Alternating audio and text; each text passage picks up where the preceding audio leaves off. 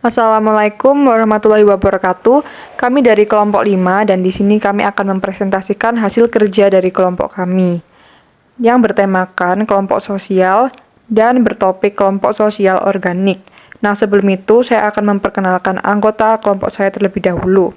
Yang pertama adalah Afifah Fatur Rohmah dengan nomor absen 1, kemudian ada Askia Zahwa dengan nomor absen 9, kemudian ada Irfan Reza dengan nomor absen 21, dan yang terakhir Kirana Cahya Kolbi dengan nomor absen 22.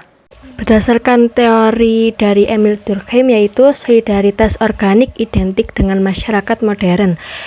Yang kedua, diikat oleh perbedaan dalam bentuk pembagian kerja. Yang ketiga, setiap orang memiliki tugas yang spesifik dan saling bergantung antara satu dengan yang lainnya. Yang keempat, sanksi yang diberikan bagi pelaku tindak kriminal bersifat restitutif, yang artinya sanksi yang diberikan bagi pelaku tindak kriminal dalam solidaritas organik bersifat restitutif, contohnya dengan membayar ganti rugi. Yang kelima, tindakan kriminal tidak lagi dianggap sebagai suatu yang mencederai seluruh masyarakat.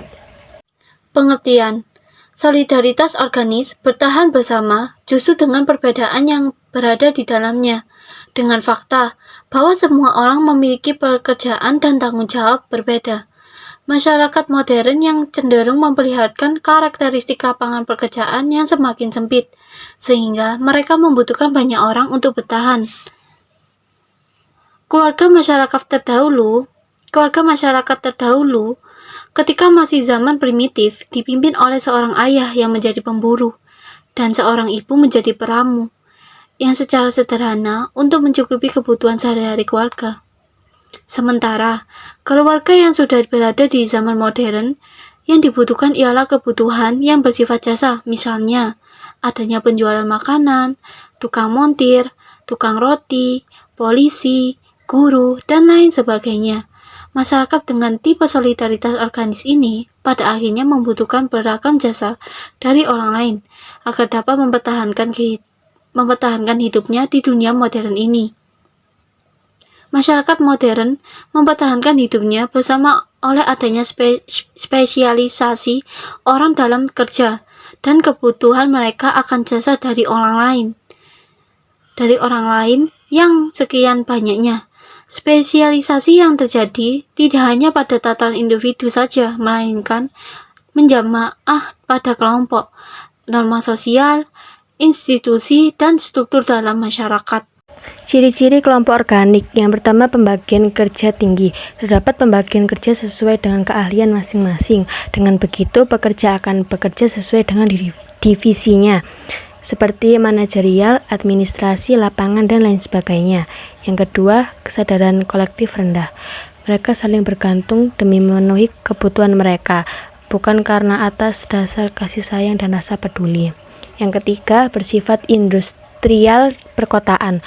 Kelompok ini biasa ditemui di daerah perkotaan yang secara tak langsung membentuk solidaritas organik beserta individu-individu, di mana solidaritas ini menjadi terbentuk karena atas dasar keuntungan dan kepentingan pribadi. Contoh kelompok sosial organik. Yang pertama yaitu event organizer. Mereka memiliki peran masing-masing yang saling berkaitan. Terdapat manajer event, ada tim lapangan, ada talent officer, art director, tim panggung, dan sebagainya. Mereka mempunyai job desk masing-masing, namun job desk bidang yang satu berhubungan dengan job desk bidang lainnya. Yang kedua yaitu tugas kelompok. Saling ketergantungan sangat dominan pada kegiatan ini, bukan?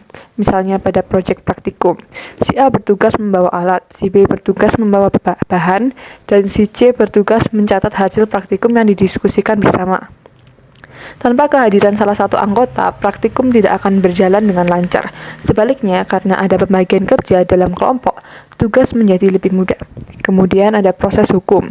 Polisi yang berusaha melakukan penyelidikan dan penyidikan, jaksa yang menuntut perkara, hakim yang memutuskan perkara, dan panitera yang mencatat perkara di persidangan.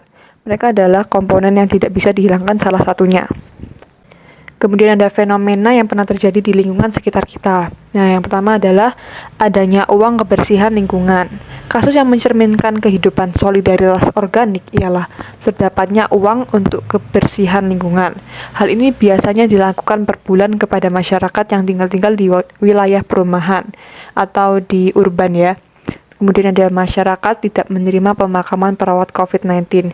Diulas dari jubi.co.id, warga yang ada di tengah perang melawan COVID-19 masih berperilaku tidak simpatik dan tidak berperi kemanusiaan. Seorang perawat berinisial NK ditolak untuk dimakamkan di kampung halamannya karena terpapar corona. Dia meninggal karena berjuang menyembuhkan pasien corona di Rumah Sakit Karya di Semarang, Jawa Tengah. Kemudian ada sisi negatif dan sisi positif dari adanya kelompok sosial atau solidaritas organik ini. Nah, yang pertama adalah sisi negatifnya ya. Perilaku individualisme dalam suatu tindakan. Nah, ini mereka cenderung individualisme atau tidak memikirkan orang lain karena mereka sudah mengerti apa yang harus mereka lakukan atau mereka sudah memiliki tujuan lain. Kemudian tidak ada lagi kesadaran kolektif antar sesama, kemudian mengkikis rasa empati dan peri kemanusiaan. Nah, kemudian kita akan lanjut ke sisi positif. Yang pertama, pekerjaan lebih terstruktur dan terarah karena sudah terorganisasi dengan baik ya. Kemudian setiap anggotanya memiliki kepentingan bersama. Kemudian dapat bergantung pada masing-masing anggota walaupun terdapat motif ekonomi di baliknya. Faktor pendorong. 1. Faktor ekonomi. Karena mereka saling tolong-menolong dalam hal ekonomi, dalam tanda kurung keuangan, mereka memperadakan iuran untuk saling membantu jika sewaktu-waktu ada anggota yang terkena musibah. 2. Faktor agama. Karena mereka memiliki kepercayaan dan keyakinan yang sama, agama dijadikan sebagai sarana tolong-menolong dalam hal kebaikan dan untuk menjalin silaturahmi. 3. Faktor budaya. Karena mereka merasa bahwa kesamaan yang sama dalam aspek budaya memudahkan mereka berbaur satu sama lain dan lebih mudah menciptakan chemistry. Kesimpulan, dari slide di atas kita bisa tahu bahwa kelompok sosial organik adalah kelompok yang anggotanya bergantung antara satu dengan yang lain. Selain itu, kelompok ini juga memprioritaskan kepentingan anggotanya.